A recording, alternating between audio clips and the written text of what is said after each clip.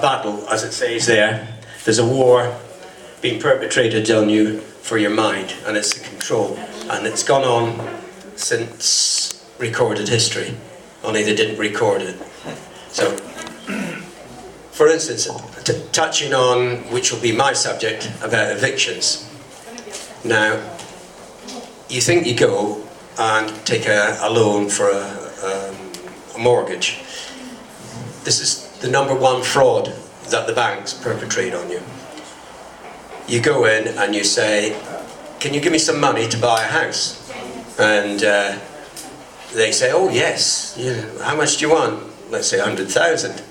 So they type in on a computer 100,000, and you go, oh right, okay.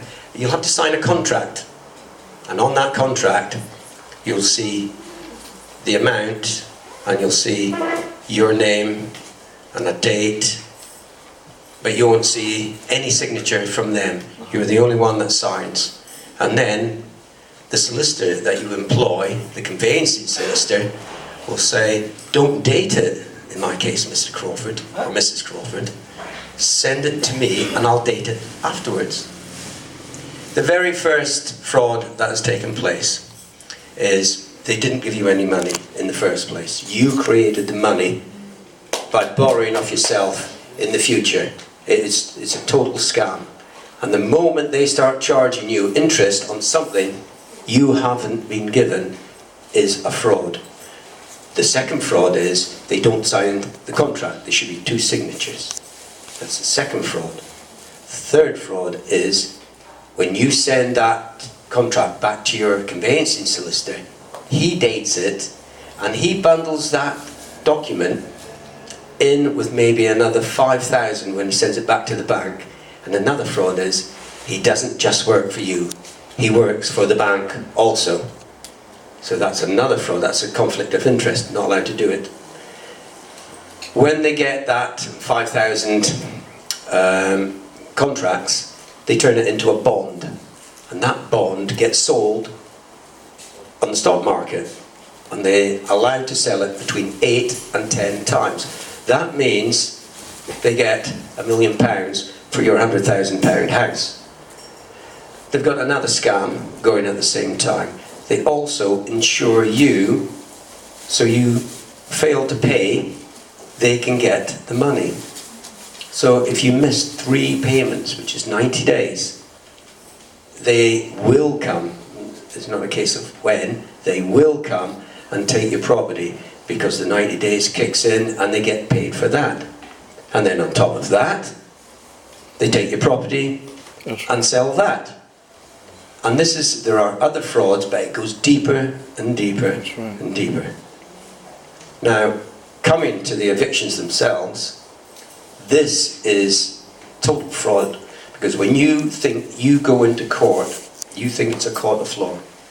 This is not a court of law. Everything in this world that they've created is a shadow. You've got shadow police, you've got officers, and you've got constables. You've got a shadow court, county court. It really is. It was banned in the 16th century. They were star chambers. You go in, the claimant sits on one side with the barrister, you sit the other, and a man in the centre does a deal with the claimant. It's not a court of law, because when I said, you're not taking my house, I would have been in contempt of court. And the first thing that happens when you're in contempt of court, they contact the police, and the police come along and would arrest me and take me away. But it isn't a court. It's only an administration court where you just, it's just dealing in business. So the court isn't right. And then you come to when they send in the bailiffs. We now know that 95% of bailiffs in this country are nothing more than actors. They're not real bailiffs. There are real bailiffs out there. The real bailiffs, if you want to identify them, they turn up in the same type of vehicles as the police. They have a power of arrest. That's right. These bailiffs, they know nothing. I've chased so many away by simply saying, let me see the paperwork. In my case, I'll play a bit of this if I can. Yeah, that should be going. Yeah, it's moving now. That was the 23rd of July 2014. 350 people came to support my family. Then, on the 26th of January 2015, 800 good men and women turned up to support my family. This is the power of people. This is how to stop these bailiffs. As you can see, we're only in a small little room and road, so it was packed. Richard Banks is the CEO of Bradford and Bingley. He's a criminal. Everyone there that turned up are heroes. And we had Anonymous as well. Brilliant group of people, works in background. I'll support them any day.